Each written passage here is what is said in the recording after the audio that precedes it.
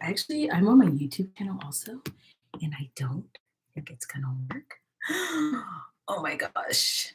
Okay, hold on one second. I'm trying to make sure that my computer is in a good spot for my live. Uh-oh. Okay, so I'm going to talk today about why I went grain-free and gluten-free and dairy-free, actually. And when I say that, okay, so I'm going to put my computer here, and I'm going to come up so you guys can see me. I'm sorry. This is a goal for the YouTubers, but that's okay.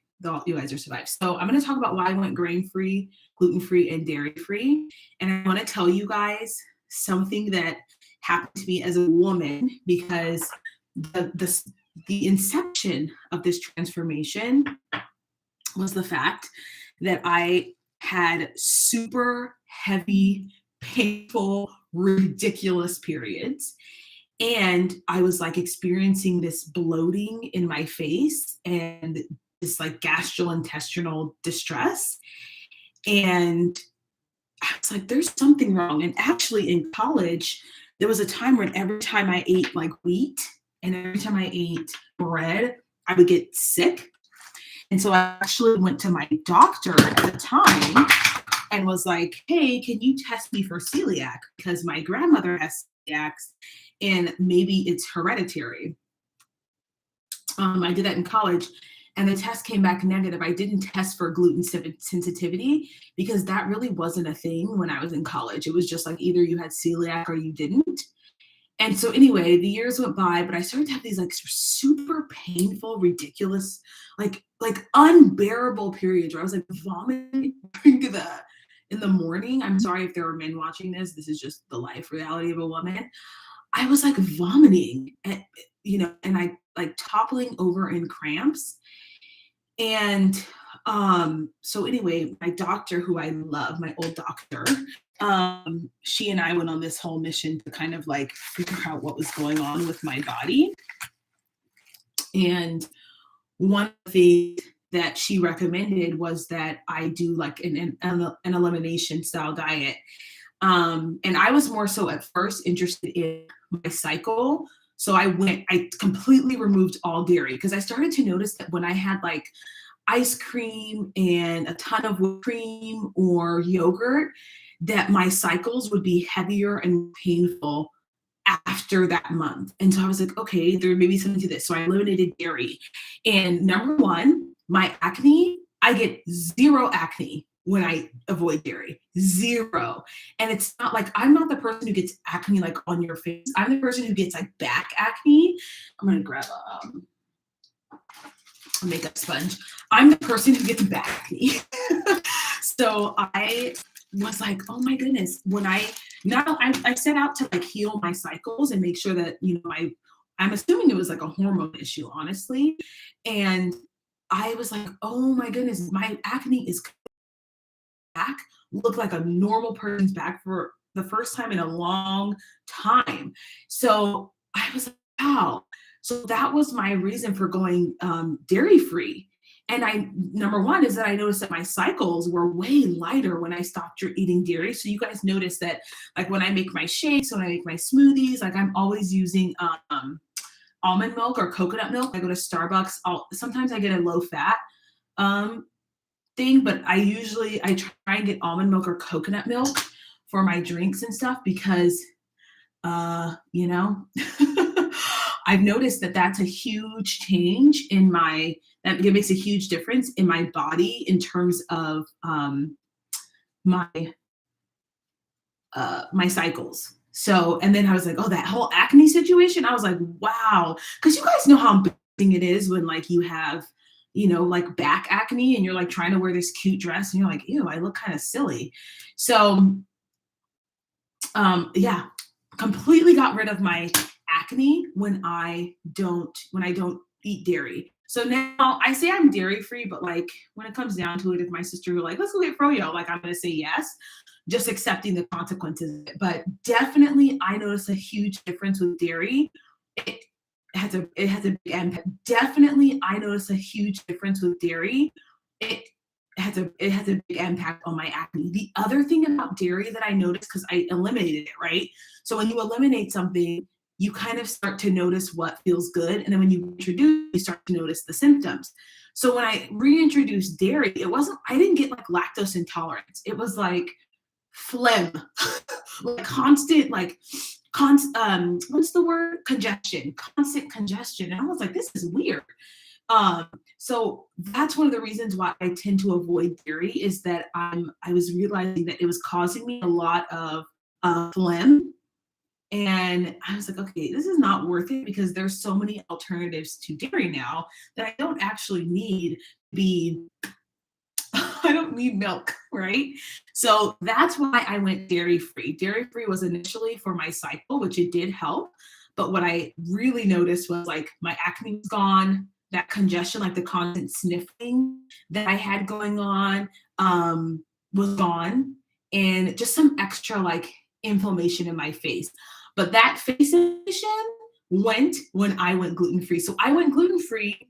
Um, because I had competed. I was when you guys know I competed in these bodybuilding competitions for 3 or 4 years, and my system was all jacked up, and I was just like trying to do anything and everything. This is all a mistake. Anything and everything to kind of like reset myself because what would happen while I was competing is I would be eating like super clean, but then we would have cheat meals. I was like going overboard on all of this processed food for your cheat meals, right? You go out to dinner and you have like, your cake or your pizza or whatever. I was like, okay, I'm going to I don't really think I want to put any other makeup on right now. So anyway, I decided that I was going to go try to get rid of gluten. And because my grandmother has celiacs, and there is some correlation, like it can be genetic. I was like, well, I'm just going to try it, even though I test negative for it. So what did I do? Oops, I'm going to take this off. So I went gluten free for like 30 days. Immediately noticed that my stomach flat. I was like, wait a minute. Stomach was flatter, and that my face was less like round and puffy. So I started to see like more definition in my face, and I felt less watery. So when I eat gluten, I tend to get like moon face, as I call it, where my face is like really round and I start to get like bloating in my cheek area. And then my stomach becomes more distended. So the other thing about gluten is that when I eat gluten and eggs, you guys, with egg whites, my joints hurt so much. It's like this shooting pain that I can't really describe. It's like someone's like shooting needles through your finger. It's really, really painful. And I started to notice that I was getting that when I was eating grains, gluten, so like oatmeal, even you guys. Like when I eat oatmeal, my fingers hurt, even if it's gluten-free oatmeal, my fingers. And I was like, I don't actually need to do this. The other thing that I noticed with the grains is acne. So when I am eating more grains, my skin is also a little bit more iffy in terms of acne and distension in my belly. So I was like, wow, I like to eat rice. Rice is technically a grain. So I still eat rice every once in a while. But my body does way better with potatoes. And here's the thing about gluten-free, grain-free, and all that stuff. Uh,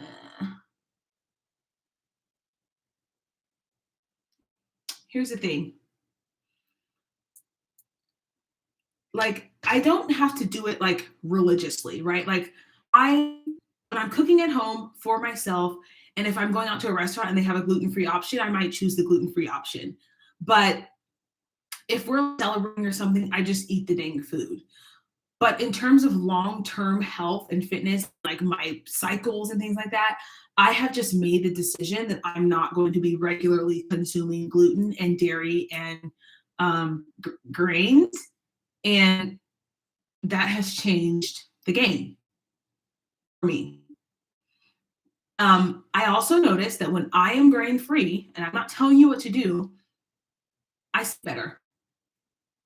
I sleep better when I'm grain free. So I'm really into like potatoes. Those are my favorite starchy carbs. You guys see I eat potatoes all the time, and rice. White rice is fine for me. When I eat brown rice, I get a little bit of distension and bloating too. But white rice feels really good at my stomach. I eat a lot of like squash, potatoes, um, fruit, veggies, things like that for my carbohydrates. And that tends to work for me. That tends to work really well for me. So, I'm not a coach who's like, you should go gluten free, or you should go grain free, or you should be dairy free. But what I am saying is that some people have these sensitivities they didn't know that they had, or their body responds. And it's never a bad idea. It's never a bad idea to just try it out, right? It's never a bad idea to be like, hey, let me see what happens to my body if I avoid dairy. Let me see what my body will do. Because I firmly believe, and it's funny because there's so many studies on this now, that every single human body is different and there's not a one size fits all prescription. In general, some principles are the same, right? Like in general, if you want to lose weight, you need to be in a caloric deficit. If you want to put on muscle, you need to eat enough protein and lift weights, right? Like those are sort of like common things that we all know. But when it comes to how your body responds to certain foods, and hormonally, how your body, processes food and cycle, like that's very individualistic, and it's okay if yours is different from mine. Some of you guys are perfectly fine with dairy in your cycle. You have no issues whatsoever. Yours is different from mine. Some of you guys are perfectly fine with dairy in your cycle. You have no issues whatsoever. For me, I can't do dairy and soy. Like, I know that for a fact. Things start to get real funky when I start drinking soy milk. That's just me. It's been that way since I was young. And so when I when I don't drink dairy, I'm good. I remember someone was like, "Oh my gosh, look at your back. It looks like a pizza." When I was younger, I was like, "Oh, y'all are rude." But I drank a lot of milk when I was younger. I didn't even notice. I didn't even think about the correlation. So just some things to think about, you guys, as you are navigating your health and fitness journey. I do have gluten-free, grain-free, dairy-free plans available for sale. So if you would like one, you can send me a DM and I'll go ahead and send one over to you and get you started on your gluten-free, grain-free journey. Again, this is not for everybody. It's just for people who are like, like something's not right, and I might need to make an adjustment with the way that I'm eating. All right, you guys, YouTube's telling me that my connection's unstable. YouTube can go kick rocks. I'm gonna hop on some client calls, and at some point I need to get my hair done, to be quite frank. There's this overgrowth right here that's happening. It's unbelievable. Unbelievable. Okay, if you're Black, y'all know I get my soap for my hair. If you are of the Negro descent, I gotta get those edges. I do have an actual edge brush, but it's in my car, so I don't. And I just use black African soap. And I use it on my eyebrows too, you guys. Like, just smooth out these edges. I don't use anything crazy curly cues. I'm not into that. But I do like to straighten out the good old baby hairs on the side here. And I do use it for my eyebrows too. The black African soap. Looks good. Soap brows, they used to call them back in the day. Okay.